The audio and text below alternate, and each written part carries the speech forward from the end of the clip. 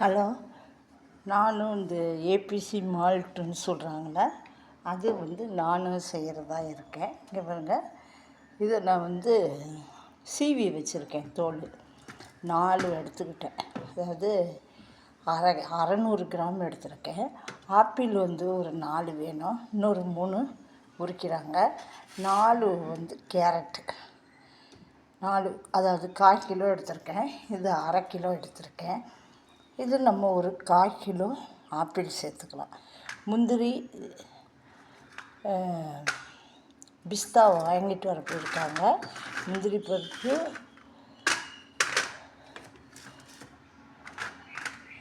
இது ரெண்டையும் நம்ம இது சேர்த்து நாட்டு சர்க்கரை சேர்த்து நம்ம அரைக்கிறோம். ஏலக்காய் ஜாயின் பண்ணிக்கலாம். நமக்கு விருப்பம் எது இருக்குதோ. நான் இப்போ ஏலக்காவும் இந்த பிஸ்தாவும் தான், பிஸ்தா இல்லை, இது பாதாம் தான் வச்சுருக்கேன். இது 2 இருக்குது. இருக்கிறத நம்மக்கிட்ட எது இருக்குதோ அதை போட்டு நம்ம இப்படி செய்கிறதுனால நல்லாயிருக்கும். இதை நான் ஏற்கனவே போட்டிருக்கேன் பாருங்கள். இது பாருங்கள், அரைச்சி இந்த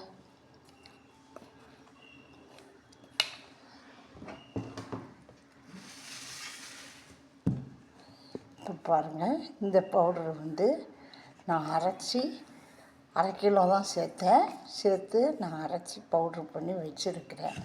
இதை நம்ம என்ன செய்யலான்னா, சூடான பாலில் நான் 1 ஸ்பூன் போட்டுக்கிறேன். 1 ஸ்பூன் போதுமான அளவு. நல்லா கொதிக்கிற பாலை நம்ம இதை ஊற்றிட்டோம்னாவே நமக்கு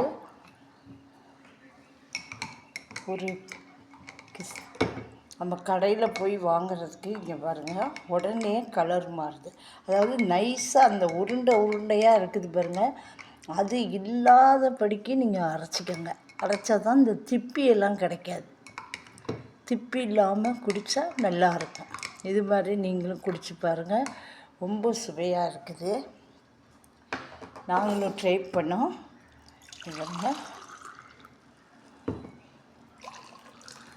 எப்படி தான் செஞ்சாலும் கொஞ்சம் துப்பி வருது, இருந்தாலும் ஒன்றும் தெரிஞ்சிக்காது.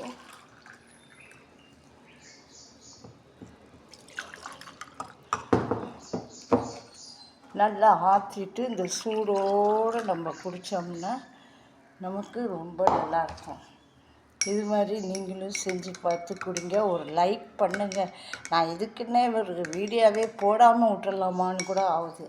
இருந்தாலும் மனசு கேட்கல. நம்மளும் ஒரு 4 பேர்த்துக்கு தெரியுற, அதாவது இருக்கிறத வச்சு நம்ம யூஸ் பண்ணி போடுறது பற்றி தான் நான் போட்டிருக்கேன். இது நமக்கு வெளியில் விற்கிறவங்க பாங்க 250 ரூபா 300 ரூபா ரேட்டுக்கு தகுந்த மாதிரி விட்றாங்க. அது ஆனாலும் நம்மளும் அந்த மாதிரி செஞ்சு கொடுக்கலாம். எனக்கு அந்த அளவுக்கெல்லாம் வெளியில் கொண்டு போய் சேல்ஸ் பண்ணுற அளவுக்கெல்லாம் ஆள் கிடையாது. அதனால் நான் வீட்டுக்கே இது மாதிரி, நாங்கள் வயசானவங்களுக்கும் இது நல்லது, சின்ன பிள்ளைங்களுக்கும் நல்லது, பெரியவங்களுக்கும் நல்லது. எல்லாருமே இது நம்ம டீ காஃபியை ஒதுக்கிட்டு நம்ம இந்த மாதிரி குடித்தோம்னா ரொம்ப சத்தாக இருக்கும், நல்லாவும் இருக்கும். நான் இதில் பார்த்திங்கன்னா கொஞ்சம் இந்த கேவரு மாவு, நம்ம இந்த பொடி சத்து மாவு பொடி இருக்குல்ல, அதை கொஞ்சம் போட்டு ஒரு 2 ஸ்பூன் போட்டு அரைச்சிக்குவேன். அரைக்கிறதுனால தான் எனக்கு இந்த மாதிரி கிடைக்கிது, கொஞ்சம் குழன்னு கிடைக்கிது பாருங்கள். அது மாதிரி நீங்களும் செஞ்சு பாருங்கள், நல்லா டேஸ்ட்டாக இருக்கும். ஆப்பிள் கண்டிப்பாக இன்னும் 2 சேர்த்துக்கங்க. சேர்த்துக்கிட்டால் இது மாதிரி செஞ்சு பாருங்கள், நல்லாயிருக்கும். ஒரு லைக் கொடுங்க. பாய்.